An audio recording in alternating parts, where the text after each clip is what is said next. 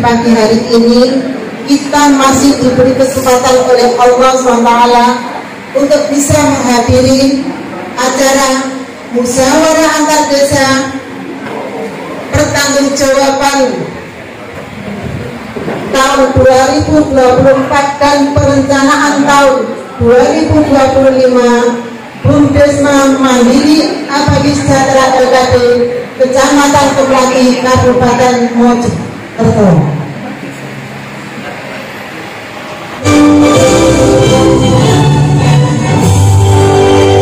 Indonesia tanah airku, tanah tumpah darahku, di sanalah aku berdiri, dari mandu ibumu. Indonesia kebangsaanku, bangsa dan tanah airku. Marilah kita berseru, Indonesia bersatu. Hiduplah tanahku, hiduplah negeriku, bangsaku, rakyatku semuanya.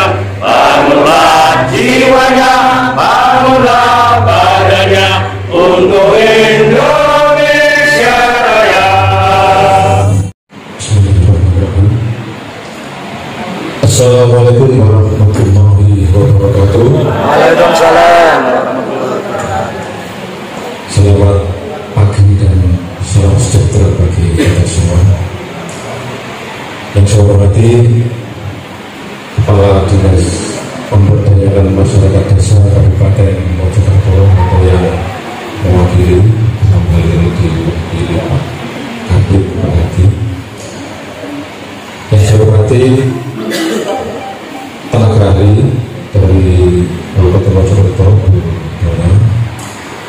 yang saya hormati Ketua beserta segenap anggota Dewan Pengawas Bumdesma, yang saya hormati Ketua dan anggota Dewan Penasehat yang sekaligus Bapak Ibu Kepala Desa sewilayah Pemari,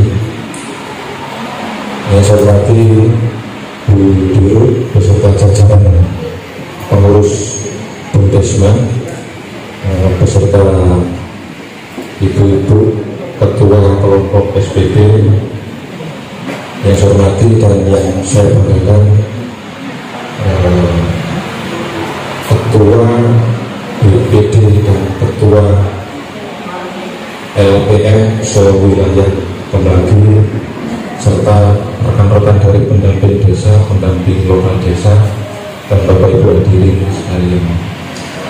Syukur alhamdulillah, tak bosan-bosannya kita mengucap rasa syukur kita kepada Tuhan Yang Maha Esa, kepada Allah Subhanahu wa Ta'ala, karena siang hari ini kita masih diberikan kesehatan, kita masih diberikan kekuatan, keselamatan, sehingga kita bisa hadir bersilaturahmi di tempat ini dalam keadaan sehat walafiat tanpa kekurangan satu apapun.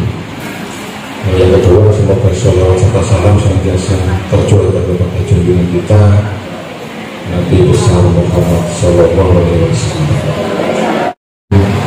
Mohon maaf karena Bapak Kepala Dinas Pemberdayaan Masyarakat Desa Kabupaten Mojokerto pada hari ini tidak bisa hadir secara pribadi karena mengikuti kegiatan masyarakat di Yatorejo, kemudian dilanjutkan pertemuan di anggota dewan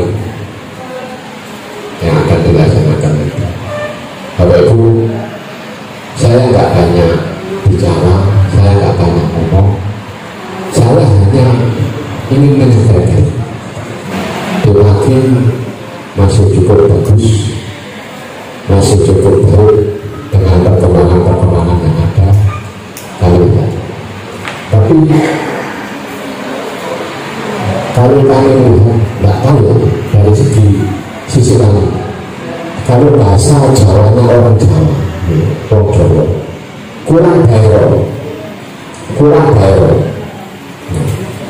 Saya yakin jangan tahu, orang pasti tahu kata-kata kurang baik. Jadi kalau orang itu menyebut wajahnya kurang semangat. Ini pertanyaan bagi saya, lapo lagi kok gak semangat. Jadi ceritanya Budesma yang lain itu sudah cedek kalau mendengar kemari. Karena satu item dengan itu punya unit baru transportasi berupa bis pariwisata. Yang lainnya itu kalau sudah bilang itu sekedar. Nah kok sama cenderung kok gak semangat, gak senang. Tapi aset yang dipunyai ada sekitar 10,5. Ini hampir sama dengan di Jatirejo, kemudian hampir sama juga di Trawulan kemarin hampir ada 10. Nah, ini masih ranking pertama. Walaupun lagi ini nomor 2. Saya yakin dengan kalau benar-benar menjalankan kegiatan Budesma ini akan bisa cepat berkembang, karena di Kemaki ini sudah ada 3 unit baru. Yang terbaru ada LKM. Nanti kalau LKM dengan ini jalan, saya yakin Budesma dengan ini nanti sudah hampir memperbankan. Tinggal dari berani dan nanti berkiprah di sana, terutama dari desa. Kalau kamu berani, kalau nggak berani pasti ditangkap orang-orang yang punya modal. Bagaimanapun juga, dan saya yakin aset yang dibeli tidak akan turun. Ini tempat sampean, supaya jangan ke tempat kecamatan lagi kayak tempat. Nah, kalau aku kok bapak camat betul terus sama di situ usir masuk mulai anak masuk.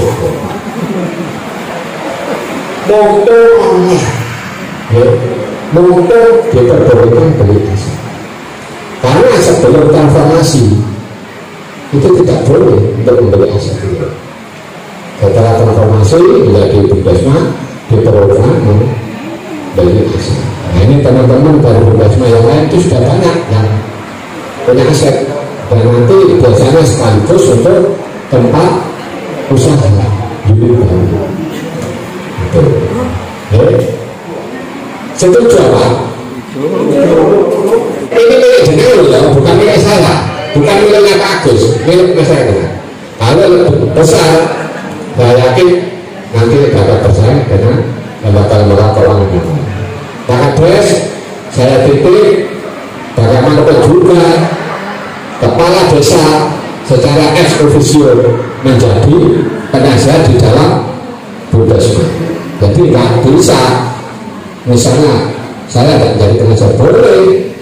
Misalnya Pak aku kepak belum itu jadi penasihat, berarti sama jadi pakai jadi kepala desa. Jadi di situ letaknya kepala desa selaku penasihat, dan di sana bisa ditunjuk harian. Yang pengawas tugasnya harus benar-benar mengawasi. Mencoba terus gak diawasi barang aku ini aku oleh banyak takkan jangan. Yang verifikasi juga gitu. Pendanaan ada berita, ada pendanaan. Saya kira formasinya lengkap dan banyak. Kami persilakan untuk ketua pengawas menyampaikan pertanggungjawaban 2024. Mungkin di sana itu perencanaan langsung ada Bu untuk perencanaan di 2025. Monggo Pak.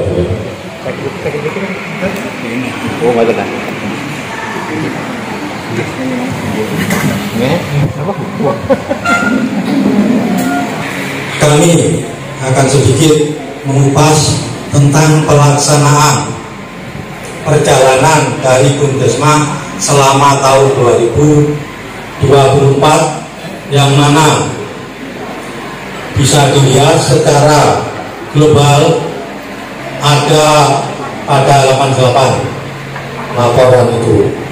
Namun demikian, sedikit kami mengambil intisarinya. Jadi kita melaksanakan pengawasan itu, ada pengawasan rutin tentang kasus nama, artinya benarkah uang itu ada dan di mana tempatnya, kami lakukan setiap awal bulan. Artinya untuk bulan Januari kami lakukan pada tanggal 1 Februari. Kalau waktu itu adalah waktu libur, terpaksa tanggal 2 atau tanggal 3. Juga mengadakan pemeriksaan rutin biasanya tiap 3 bulan sekali. Dan sebagai pertanggungjawaban, kita juga melaksanakan pemeriksaan perjalanan selama 1 tahun di akhir tahun. Adapun bidang-bidang yang kami awasi seperti pada ABCD, yaitu organisasi, administrasi, manajemen, dan keuangan. Tentang realisasi dari rencana kerja tahun 2024, dari kerja selama setahun, bila digabungkan keseluruhannya dengan adanya unit DBL, unit perdagangan, serta unit bis, bisa kita lihat pada unit DBL pendapatan bersih, artinya dikurangi pendapatan total itu 1 M lebih. Dari pendapatan bersih itu ternyata dari rencananya 538.582.300 bisa terrealisasi 561.468.400. Dengan demikian, target yang direncanakan pada tahun 2024 itu bisa terrealisasi dengan baik, bahkan melebihi target yang ada, yaitu 104,25. Namun demikian, dalam perjalanan waktu ini kita lihat ternyata edelvannya itu masih banyak, artinya masih butuh untuk penyaluran keuangan. Jadi untuk rencana itu banyak sekali. Nah ini, jadi kami juga gabungkan antara pencapaian program dengan rencana kerja sekali, cepat. Ya. Ini punya rencana untuk pelapor pinjaman yang dulu maksimal 20 juta, maka direncanakan untuk tahun ke depan ada beberapa nasabah yang mana memang dilihat dari perkembangan ekonominya untuk usaha, benar-benar usaha, maka kami punya rencana untuk menaikkan plafon untuk perorangannya 25 juta per tahun. Namun demikian, kami mohon pada ketua kelompok, jangan dengan adanya kenaikan plafon ini wis pokoknya konoleh wis. Nah ini sebenarnya ini adalah juga menjadi tanggung jawab kelompok. Maka dari itu kami mohon untuk ketua kelompok benar-benar cara jawaban ini anggota-anggota ini benarkah mampu untuk mendapatkan plafon yang sekian itu? Benarkah dia punya usaha yang berkembang? Karena apa? Kalau terjadi kemacetan bagaimanapun juga itu adalah merupakan tanggungan kita semua, terutama ketua kelompok. Ya, jadi mohon hati-hati dengan ini. Kalau 1 tahun nggak bisa selesai, mungkin 1 tahun kita harus paling tidak punya tanah untuk rencana pembangunan seterusnya. Kalau sudah punya kantor sendiri, mungkin unit perdagangan ini bisa berjalan lebih baik dan bisa mencapai targetnya. Bagaimanapun juga manusia hanya punya rencana. Soal perjalanan nanti kita tetap berusaha secara keras, namun demikian tak itu kita hanya bisa berdoa kepada Tuhan yang kuasa. 24, totalnya adalah 726.71.821, 720 juta sekian. Karena sekali lagi kalau kemudian ini ditambahi dengan penyusutan, karena mohon maaf kami menyampaikan bahwa penyusutan kami lakukan di tahun ini. Tahun kemarin kami belum melakukan penyusutan. Itu kalau kemudian tidak disusutkan, surplus kita sebenarnya 800 sekian gitu. Tapi karena ada penyusutan, total surplus di tahun 2024 adalah 720 sekian. Dengan PAD di tahun 2024 9.904. Ini menurun dibandingkan tahun 2023 sebesar 11 sekian kali itu tadi Pak. Beban penyusutan 122.500.000 rupiah, lumayan besar. Tetapi untuk bansos penurunannya masih sedikit, 139.100.000 rupiah. Kami akan mulai dari unit dan kebutuhan masyarakat dulu. Alhamdulillah tahun 2023 135 kelompok di tahun 2024 naik menjadi 141 kelompok. SPP-nya dari 125 menjadi 130, UEP dari 10 menjadi 11. Terima kasih banyak Ibu Ketua Kelompok yang sudah mensupport kita untuk pengembangan kelompok kita. Kemudian kondisi pemanfaat di tahun 2003 sampai dengan tahun 2024 ada kenaikan dari awalnya 1.293 pemanfaat menjadi 1.346 pemanfaat. Ini adalah data tunggakan kita. Alhamdulillah di tahun 2023 tunggakan kita 92 juta sekian, dan di tahun 2024 turun menjadi 72 juta sekian. Terima kasih banyak peran serta seluruh stakeholder di desa yang bekerja sama dengan BUMDes.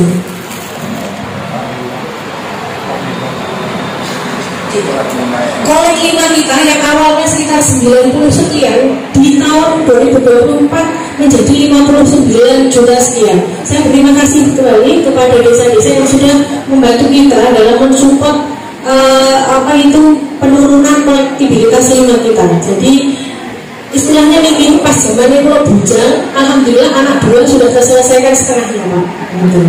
Jadi kalau kita itu kan ada sebenarnya bujang mendampingi saat PMPM, dan alhamdulillah sudah susut 59,9. Rata-rata tingkat pengembalian 99,94% dengan NPL 0,025%, jauh di bawah apa yang ditetapkan oleh BI 22%. Ini dari unit DPM, kemudian langsung di unit perdagangan Bapak, laba bersih per Desember 2024 17.244.091. Kok kecil Mbak Nita? Iya, ternyata keuntungannya itu ternyata hanya 3% saja Bapak Ibu. Saya kemudian langsung di data perkembangan unit perdagangan. Nah di situ teman-teman bisa lihat penjualan kita di tahun 2023 106, sekian juta, dan di tahun 2024 369 juta. 369 juta itu ternyata laba bersihnya itu hanya 17 juta sekian. Itu hanya sekitar 3% saja. Dan memang kalau sembako memang begitu deh Pak. Kaca 500 itu pun lain, ya, tenang. Kemudian penjualan pendapatan kita dari awalnya 25 juta di tahun 2023 itu menjadi 31, sekian. Operasional kita yang awalnya 17 juta sekian jadi 14. Kemudian pendapatan bersih kita dari awalnya 7 juta menjadi 17 juta. Laba ditahan itu yang biasanya minimal 50% yang tetap ditahan sebagai modal. Itu di tahun 2023 0, kemudian di tahun 2024 8,6 sekian. Sakit di desanya sendiri ya Bapak sehingga kemudian yang bisa kita bagikan ke desa. Jadi karena DPM, kenapa DPM berbeda? 2/3 dan 1/3. 2/3 itu DPM atau bukan DPM ya, Bu Risma. Kemudian untuk desanya 1/3. 3.175. Kemudian 2.200. Kemudian kerjasama pihak ketiga, kerjasama LPG kita masih putrakan lagi dengan menyumbang keuntungan bersih 23.520, hampir 50% lebih dari total keuntungan 31 juta.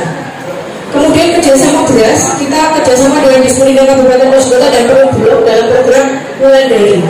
Dimulai Maret 2024, waktu itu bersama dengan Ibu Bupati. Kemudian dari Maret sampai dengan Desember 2024 kita sudah kerjasama 17 ton beras. Dan ini mungkin kita sampaikan adalah ini terbanyak order kita sesama Bumdesma se-Kabupaten Mojokerto. Tapi ini tadi saya barusan di WA sama Bu ya Pak. Jadi untuk sampai dengan besok, ya besok itu SPHP itu dihentikan. Sampai dengan ada peraturan dari Badan Pangan Nasional, mungkin untuk mensupport kebutuhan makanan bergizi itu. Jadi kita tidak bisa order lagi. Saya tidak tahu nanti mekanismenya melalui apa. Jadi mulai besok semua dihentikan pelayanan SPHP sampai dengan batas waktu yang tidak ditentukan. Kemudian kerjasama MIA kita di PT Widya Gandusari yang komisarisnya menjabat salah satu dewan penasehat kita. Kemudian masuk di Widya atau Widya Pak? Widya. Unit bus pariwisata, data perkembangan unit bus pariwisata, total kita sebenarnya naik. Jadi dari 455 jadi 738 jumlah sekian. Pendapatan ini adanya pendapatan yang dari pengelola itu 236 menjadi 283.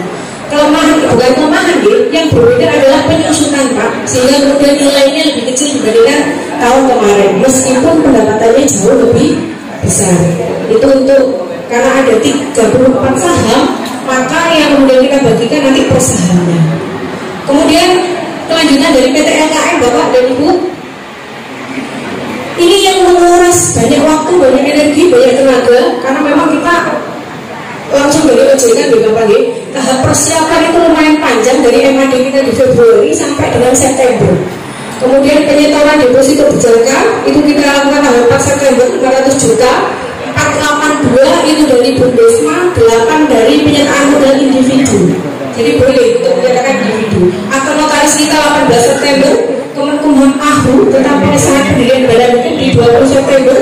Kemudian langsung kita pemenuhan berkas di OJK dan sekarang muncul preview 26 September 2024 yang akan kita penuhi hingga hari ini karena item yang harus dipenuhi banyak banget Pak, sehingga insya Allah di tahun 2025 kita optimis PT LKM sadar begini. Itu saja mungkin itu saja mungkin laporan pertanggungjawaban kami di tahun 2024.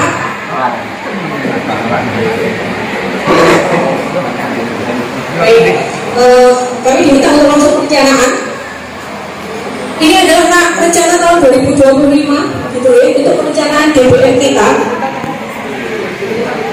Baik, untuk perencanaan DPM, total biaya operasionalnya 649 dengan total pendapatan operasional 1,2, sehingga persentase biaya operasional dibandingkan pendapatan 51% dengan total per bulan itu adalah 9M132. Ini jauh lebih tinggi dibandingkan target kita di tahun 2024 sebesar 8,748 yang kita berikan. Kemudian perencanaan unit dagang 13, total biaya operasional 13,487 dengan total pendapatan 31,318 dengan persentase total biaya dibandingkan dengan pendapatan 43%. Dengan target total penjualan adalah 394, ini jauh dibandingkan tahun 2024 200.520. Sementara perencanaan unit transportasi ini operasional kita direncanakan 52.400 dengan total pendapatan bagi hasil bersih 305 juta sehingga presentasinya 17%. Ini adalah target kita di tahun 2005 305 melebihi target kita di tahun 2024 232. Rencana laba dibagikan sampai dengan presentasi halaman 55 Bapak. Di materi rencana laba dibagikan kita. Jadi saya mereviewnya, bansos kita ada 1.391 paket dengan nominal paket 100.000. Kalau jangan cermati ini turun dari tahun kemarin. Karena apa? Kalau tahun kemarin kan 75.000. Evaluasinya harga barang semakin naik, sehingga kita per paketnya 100.000. Otomatis jumlah paketnya itu per paketnya berkurang, jadi 1.391 paket. Nah, kemudian untuk peningkatan kapasitas kelompok, ya ini mungkin dicermati oleh ibu-ibu. Peningkatan kapasitas kelompok terbagi atas dua, yaitu rekor kelompok dan pelatihan kelompok. Ibu-ibu tahun kemarin jadi sudah pelatihan, ya. Insya Allah tahun ini akan ada pelatihan kelompok dengan total nilai 83.720. Kemudian reward reward itu sebesar 28.290. Kemudian peningkatan kinerja baik pegawai operasional maupun seluruh kelembagaan itu 94.436. PAD adalah 9.904. Kemudian lain-lainnya adalah 44 juta, termasuk untuk kegiatan MAD dan lain sebagainya. Perhitungan bansos ada di halaman 59, Ibu, Bapak dan Ibu semuanya. Jadi ada termasuk biaya mobilisasi, semua ada di materi panjenengan semuanya. Perhitungan PAD juga ada di halaman 60 di materi panjenengan semua. Kan masing-masing desa punya PAD yang berbeda, karena des itu kan kita melakukannya dengan proses saham, gitu. Ada yang kemudian desa yang dia 3 saham, 1 saham, sehingga tidak sama. Perhitungan ada di halaman 60. Dengan agak sedikit berbeda dengan pelaporan ini, kami berhubungan pertama terkait dana desa.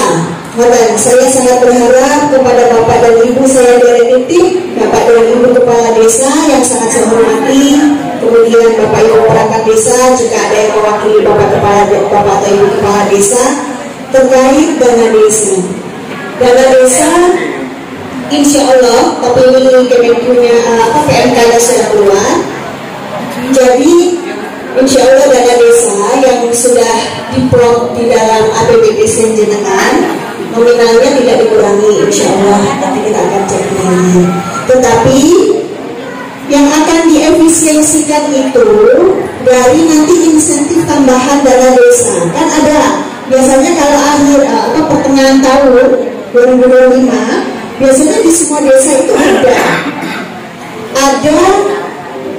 reward seperti alokasi apa itu ya, kinerja ya kalau nggak salah ya, tambahan-tambahan seperti kemarin 250 per desa apa ya, ya reward dari Kementerian Desa itu terkait sama pelaporan yang kecepatan yang ada yang tidak semua desa dapat. Kemarin kalau nggak salah satu desa 2 juta kalau nggak salah, di desa kembali dapat berapa sih?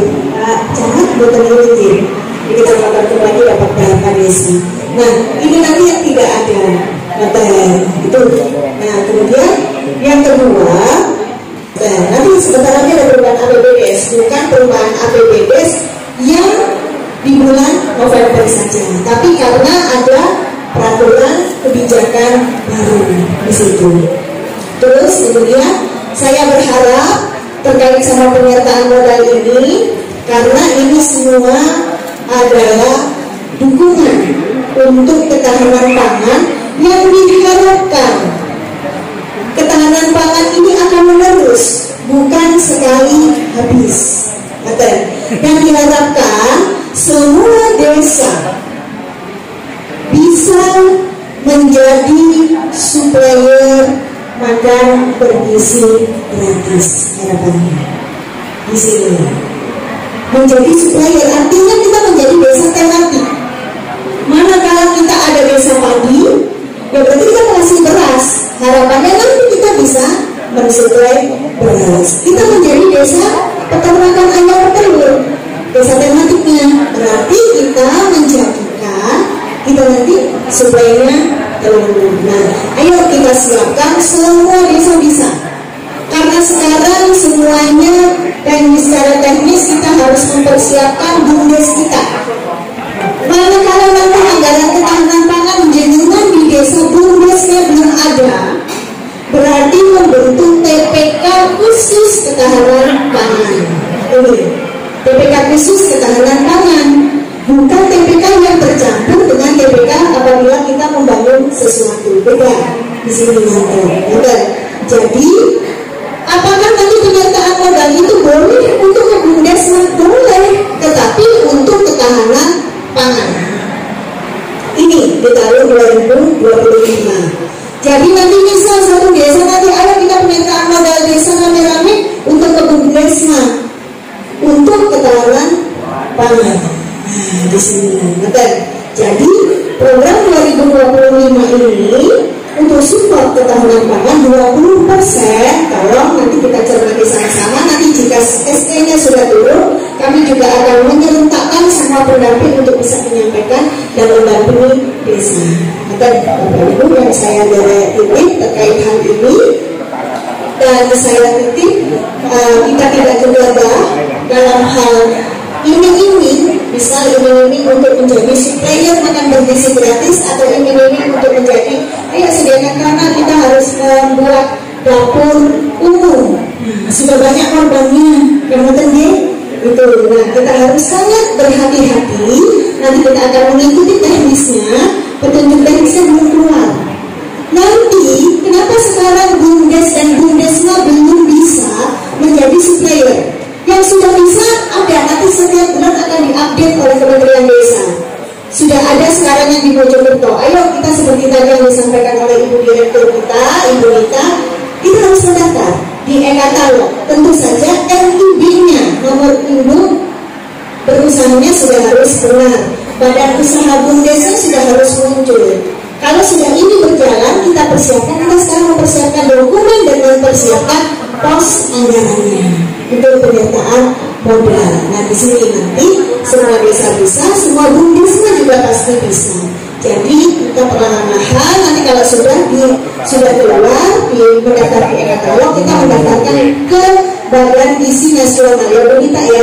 Di sini kita daftar ke sana untuk menjadi supplier makan bergizi gratis. Nanti pun akan ada juknis dan nanti pun akan ada pengarahan kembali.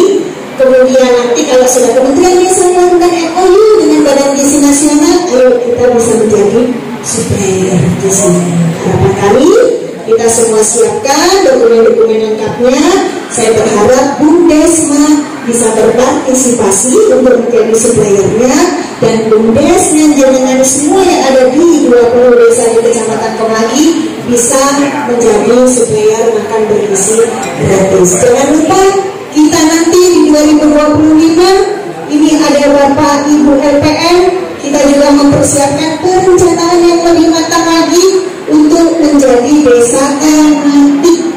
Nah, di sini harapan kami sudah komplit semua, ada Bapak Ibu LPM, ada BPD, ada Bapak Ibu Kepala Desa, dan ada ibu-ibu sekalian yang mungkin juga tokoh-tokoh masyarakat di sini, PKK, jadi paling tidak kita semua sudah harus bisa menunjukkan desa kita ini menjadi desa tematik apa harus itu akhir dari saya.